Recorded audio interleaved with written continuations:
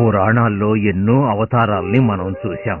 రాముడు, కృష్ణుడు ఎన్నో అవతారాలు. రాముడు రావణుణ్ణి చంపాడు, కృష్ణుడు కంసుణ్ణి చంపాడు.